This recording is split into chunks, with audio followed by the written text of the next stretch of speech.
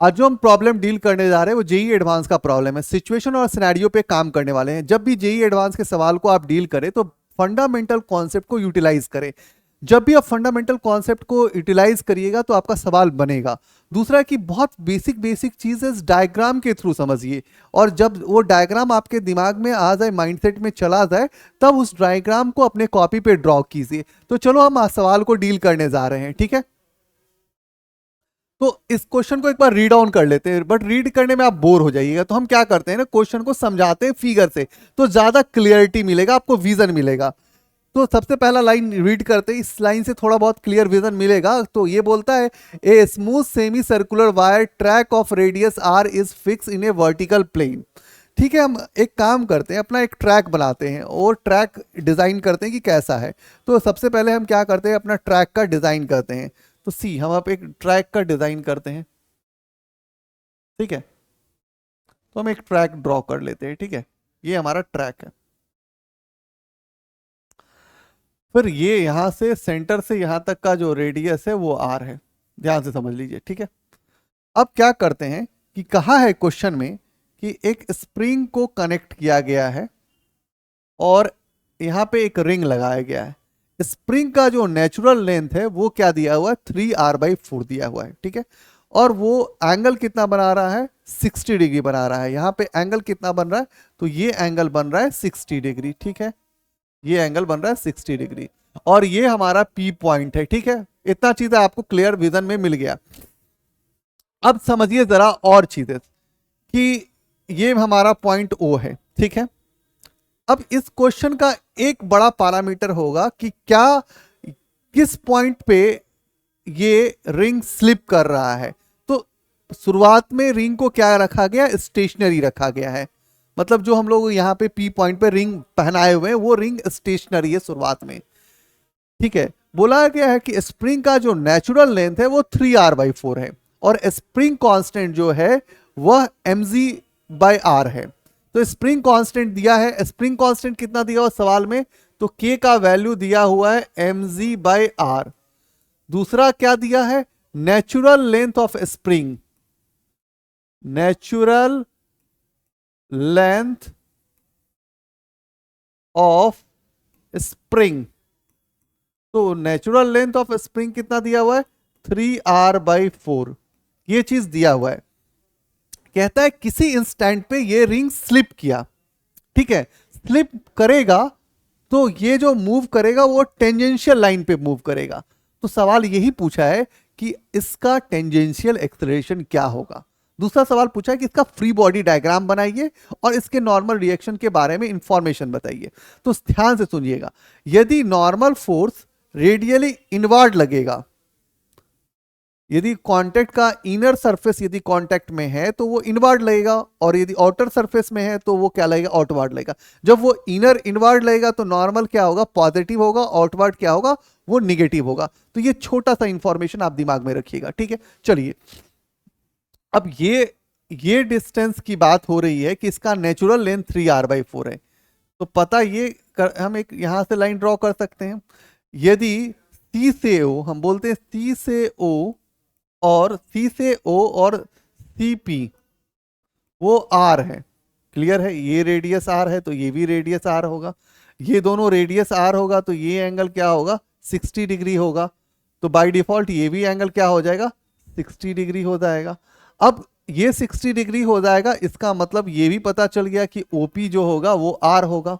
ये चीजें तुमको इंफॉर्मेशन मिल गई। अब ध्यान समझो, हम बोलते हैं एंगल COP और एंगल OPC कितना है, 60 डिग्री है। तो हम बोल सकते हैं triangle COP is equilateral triangle.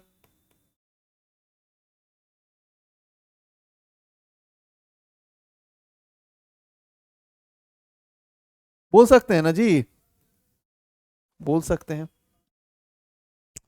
इसका एक पार्ट तो हमने क्लियर कर लिया कि एंगल वाला पैरामीटर्स को हम निकाल दिए। दूसरा बात, ये जो लोड लगेगा वो वर्टिकली डाउनवर्ड लगेगा। बहुत अच्छा बात है सर, इसमें कोई दिक्कत नहीं है, लोड वर्टिकली डाउनवर्ड लगेगा। स्प्रिंग फोर्स जो होगा वो उसको क्या करेगा, पुल करेगा, खींचेगा। खींचेगा तो खींचेगा तो इधर ही स्प्रिंग फोर्स लगेगा, और ये जो स्प्रिंग फोर्स है वो क्या है, एफ है। जब स्प्रिंग फोर्स उसको पुल करेगा तो वो माइल्ड डिस्प्लेस होगा ना। तो आपके सवाल होगा कि लेंथ में क्या चेंजेस आया है। तो हम क्या बात करेंगे, चेंज इन लेंथ। हम क्या बात करेंगे, change in length of spring. तो ओरिजिनली क्या था, आर था, अब क्या हो गया 3r/4 हो गया। तो ये चेंज आया, चेंज का मतलब माइनस होता है, तो ये 4r, तो ये क्या हो जाएगा r/4 हो गया। ठीक है, इतना चीज समझ में आ गया मेरा। अब ये जो चलेगा, तो ये जो चलेगा तो वो ये इस लाइन पे चलेगा, टेंजेंशियल एक्सेलरेशन इस लाइन पे होगा, 80 इधर होगा। ये जो लाइन व्हाइट कलर का रखा हुआ है वो क्या है, टेंजेंट है मेरा। बहुत अच्छा बात है। अब ये छोटा छोटा चीज है, समझ में आ गया। अब दो बात और समझिएगा इस क्वेश्चन में। दो वर्टिकल लाइन यदि ऐसे दो पैरेलल लाइन रखा हुआ है हमने, और इस तरह से इसको काट दी, और ये एंगल यदि 60 डिग्री है तो ये एंगल भी क्या होगा, 60 डिग्री। तो यदि हम इसको ड्रॉ करें तो ये एंगल कितना हो जाएगा, 60 डिग्री हो जाएगा। ये भी एक सिचुएशन आपको समझ में आ गया। ठीक है, अब इसका फ्री बॉडी डायग्राम हम लोग बना लेंगे तो हमारा काम बन जाएगा। तो अभी तो बहुत कुछ समझ में आ गया। टेंजेंट और नॉर्मल के बीच में एंगल कितना बनेगा, बताओ यार। टेंजेंट और नॉर्मल के बीच में, टेंजेंट ये नॉर्मल है और ये टेंजेंट है, ये क्या है हमारा, नॉर्मल है, और ये हमारा टेंजेंट है। इसके बीच में एंगल कितना होगा, 90 डिग्री। तो ये एंगल कितना हो जाएगा, ये वाला एंगल कितना हो जाएगा, ये 60 है, ये 90 है, तो ये एंगल कितना हो जाएगा बालक, ये हो जाएगा सर जी 30 डिग्री। उसी तरह यहां पे भी सेम कैलकुलेशन करोगे तो क्या हो जाएगा, ये टोटल 90 है नॉर्मल, और क्योंकि ये नॉर्मल है तो ये भी लाइन नॉर्मल है, तो ये 90 है, ये 60 है, तो ये क्या हो जाएगा, 30 डिग्री हो जाएगा। यही बेसिक क्लास 9 का कॉन्सेप्ट था भाई। ये कॉन्सेप्ट यदि तुमको क्लियर विजन में मिल गया तो जरूरी है छोटे से जो क्लास 9 के भी फंडामेंटल कॉन्सेप्ट है उसको यूटिलाइज करना आना चाहिए। अब देखो यार, एफ इधर लग रहा है, किधर लग रहा है, एफ इधर लग रहा है। एंगल्स के साथ थोड़ा काम करते हैं। तो एफ किधर लग रहा है, इस तरफ लग रहा है। हम इसको डिलीट कर देते हैं, इसकी कोई ज़रूरत नहीं है, ये तो सिर्फ समझाने के लिए हम यूज़ कर रहे थे कि हमारे पास स्पेस भी उतना ही है, तो हम इसी स्पेस पे यूज़ करके बता देंगे, क्योंकि ये तुमको यहाँ पर फिगर क्लियर दिख रहा होगा। तो ध्यान से देखना यार, इसमें होता क्या क्या है। ठीक है, तो हम एक बार इस डायग्राम को बनाते हैं। फोर्स किधर लग रहा है, ये जो है स्प्रिंग फोर्स इधर लग रहा है। तो एक बार इस ड्राइंग को थोड़ा सा हम क्या करते हैं, क्लियर विजन में ड्रॉ करते हैं तो ज्यादा अच्छा रहेगा। तो हम नेक्स्ट पेज पे जाते हैं और वहां पे ड्रॉ करते हैं। ठीक है, तो एक बार ड्राइंग कर ही ले तो ज्यादा अच्छा आ जाएगा, फील आ जाएगा अपने को। तो अभी तो एंगल वैंगल के बारे में ज्यादा समझाना नहीं होगा, सिर्फ हमको कंपोनेंट पे काम करना होगा। तो ठीक है, हम काम कर लेंगे। ठीक है, तो हम अभी सोचते हैं कि हमारा पी वाला पॉइंट यहाँ पे था। ठीक है, और ये हमारा सेंटर वाला पॉइंट था। अब ये पॉइंट्स को हम ड्रॉ कर देते हैं। ठीक है, ये हमारा पॉइंट है। ठीक है, और लोड किधर आ रहा है, वर्टिकली डाउनवर्ड आ रहा है। ध्यान से समझ लिए, यहां से हम डॉट लाइन दिखाए थे और बोले थे कि ये एंगल भी हमारा क्या होगा, 60 डिग्री होगा। तो हमने बोला ये ठीक है, बहुत अच्छी बात है। ये कौन सी है, स्प्रिंग फोर्स वाली बात है। ठीक है, इतना क्लियर कर लिए थे। फिर बोले थे कि ये जो चलेगा, जो रिंग चलेगा वो उसके टेंजेंट पे चलेगा। तो ये वाला लाइन हमारा टेंजेंट वाला लाइन हो जाएगा, एक्सलेरेशन टेंजेंशियल हो जाएगा। ठीक है, अब पता है कि इनके बीच में एंगल बनेगा, ये एंगल 90 डिग्री बनेगा। तो ये यहां से यहां तक एंगल जो बनेगा वो क्या बनेगा, मेरा 30 डिग्री बनेगा। तो ये एंगल 30 डिग्री बनेगा, देन कि ये भी वाला एंगल हमारा क्या बनेगा, 30 डिग्री बनेगा। तो अभी 30-30 वाली कहानी पे आते हैं, और यहाँ पे क्या लग रहा है, हमारा नॉर्मल फोर्स लग रहा है। ठीक है, अब दो बातें तो क्लियर हो गई कि अब हम इसके सिचुएशंस को ड्रॉ करें। तो एफ यहाँ लग रहा है, तो एफ के साथ एंगल कितना बन रहा है, 30 डिग्री। तो एक कॉस 30 डिग्री होगा, एक साइन 30 डिग्री होगा। तो ये वाला लाइन क्या हो जाएगा, एफ कॉस 30 डिग्री। तो ये लाइन क्या हो जाएगा, इधर क्या आ जाएगा, एफ साइन 30 डिग्री। ठीक है, mg है तो ये वाला लाइन क्या हो जाएगा, आंख बंद करके लिख लो यार, एम जी कॉस 30 डिग्री। तो एम जी साइन 30 डिग्री किधर बनेगा, तो एम जी साइन 30 डिग्री इस लाइन पे आ जाएगा, तो ये क्या हो जाएगा, एम जी साइन 30 डिग्री। तुम्हारा फ्री बॉडी डायग्राम बन गया। तुमको क्या निकालना है, टेंजेंशियल एक्सेलरेशन निकालना है।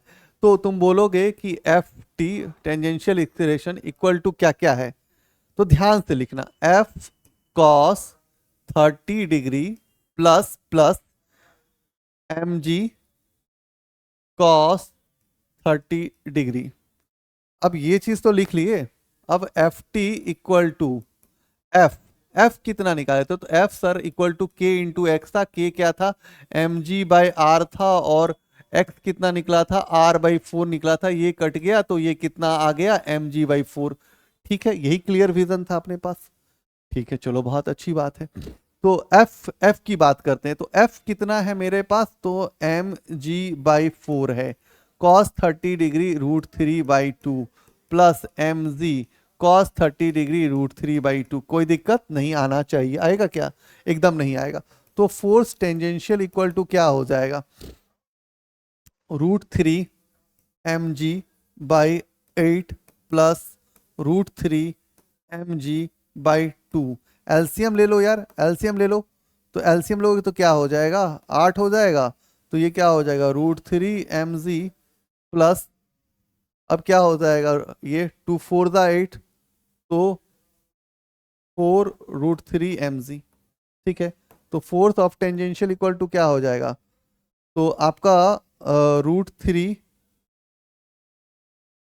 कॉमन लग रहा है, एम जी कॉमन लग रहा है, तो ये कितना बचेगा, यहाँ पे बचा 1 और यहाँ बचा 4 डिवाइड बाई 8। तो फोर्स टेंजेंशियल का मतलब क्या होता है, फोर्स टेंजेंशियल बता यार, एम इंटू ए टी। तो लिखेंगे M into A T equal to root 3 M into G by 8 into क्या हो जाएगा, 4 प्लस 1 5। ठीक है, एम वाला टर्म काट दे तो एक्सलेरेशन टेंजेंशियल क्या हो जाएगा, 5 रूट 3 इंटू जी बाई 8। तो एक्सलेरेशन टेंजेंशियल निकल गया जो सवाल था। दूसरा पार्ट होगा कि नॉर्मल का क्या होगा। यहाँ पे ध्यान से सुनना, जब वो स्लिप किया होगा, ये रिंग जब स्लिप किया होगा उस समय उसकी वेलोसिटी क्या होगी, 0 होगी।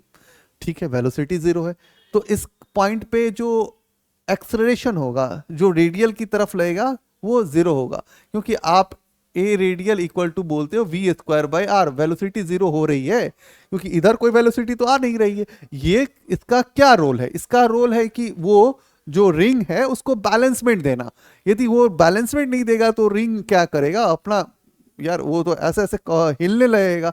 तो उसको बैलेंसमेंट देने का काम कर रहा है, क्योंकि अंदर तो कोई एक्सलेरेशन तो आ नहीं रहा है। जो भी एक्सलेरेशन आ रहा है वो क्या आ रहा है, टेंजेंशियल लाइन पे आ रहा है। अब तुमको नॉर्मल निकालना है तो तुम क्या बात करोगे, तो तुमको पता है कि ये अब बात करेंगे हम F sine 30 degree plus normal equal to क्या होगा, एम जी साइन 30 डिग्री। इसमें कोई दिक्कत तो नहीं आएगा। अब एन इक्वल टू क्या हो जाएगा, M G sine 30 degree minus F sine 30 degree. M G sine 30 degree का मतलब तो 1/2 हो गया, और एफ का वैल्यू कितना आ रहा है, तो एफ का वैल्यू आ रहा है एम जी बाई 4, तो एम जी बाई 4 लिख लो, एम जी बाई 4। और साइन 30 डिग्री कितना होता है, 1/2। तो ये क्या हो जाएगा, N equal to M G by 2, और ये हो जाएगा एम जी बाई 8। एलसीएम ले लो, एलसीएम लोगे तो कितना आ जाएगा, 8 आएगा। तो ये कितना हो जाएगा, 4 mg हो जाएगा, और ये mg हो जाएगा। तो नॉर्मल कितना आ जाएगा, 3 mg बाई 8 आ जाएगा। तो ये छोटे छोटे प्रॉब्लम्स में क्या दिमाग लगाया, कोई आईटी एडवांस का प्रॉब्लम है, बहुत भारी होगा, ऐसा कुछ सिनेरियो नहीं दिखा मुझे। सिनेरियो में दिखा क्या कॉन्सेप्ट, वो देखने लायक था। वो ये देखने लायक था कि ये रेडियस यदि r होगा, तो सवाल ये था कि ये रेडियस r होगा और ये एंगल यदि 60 डिग्री बन रहा है, तो भाई ये वाला और ये वाला एंगल क्या होगा। तो सवाल में नहीं दिया हो, कुछ भी नहीं दिया हो, तो मेरे को पता है कि ये जो ड्रॉप लाइन होगा ये भी रेडियस आर होगा, ये दोनों साइड्स यदि सेम होगा तो ये एंगल 60 डिग्री होगा। इसका मतलब कि ये भी, ये वाला जो रेड लाइन दिख रहा है ये भी आर है और ये आर है, और ये थोड़ा स्लिप करेगा, तो स्लिप करेगा तो छोटा डिस्प्लेस करेगा ना, तो चेंज इन लेंथ क्या हो जाएगा, ओरिजिनल पूरा आर था, नेचुरल लेंथ कितना था 3r/4। अब ये भी सवाल होगा कि ये कब जाकर के रुकेगा। भाई वो नेचुरल लेंथ से ज्यादा तो कंप्रेस होगा नहीं, जब वापस अपनी ओरिजिनल टेंडेंसी में आ जाएगी तो वहां पे जाके वो रुक जाएगा। तो 3r/4 तो सिर्फ नेचुरल लेंथ का काम था, बट उसको हमने खींच करके आर रेडियस तक खींच करके रखा था और तब उसको रिलीज किया गया है। तो ये सवाल का सबसे इंपॉर्टेंट, वीडियो का सबसे इंपॉर्टेंट लाइन था। दूसरा ये था कि छोटा छोटा एंगल्स ब्रेक करना था, mg cos 30 sin 30 का कंपोनेंट तोड़ करके इस सवाल को बना लेना था। अब इस सवाल के सिचुएशन और सिनेरियो को तुम समझ गए हो ना, कि कोई भी जेईई एडवांस का प्रॉब्लम होगा, तुम्हारे पास क्लास 9 से लेकर के 11 तक के जितने कॉन्सेप्ट पढ़े हो उसको यूटिलाइज कर लो तो वो सवाल तुम्हारा बन जाएगा। तो आज के लिए बहुत बहुत धन्यवाद हमारे वीडियो को देखने के लिए। अभी जेईई एडवांस की कुछ और सीरीज लॉन्च करने वाले हैं, उसको आप देखिएगा और डेफिनेटली वो आपको बहुत अच्छा इंफॉर्मेशन मिलेगा, और हमारे वीडियोज को देख करके आप छोटे छोटे सिनेरियोज ऐड करके बहुत अच्छा जेईई एडवांस में कर सकते हैं। तो आज के लिए थैंक यू।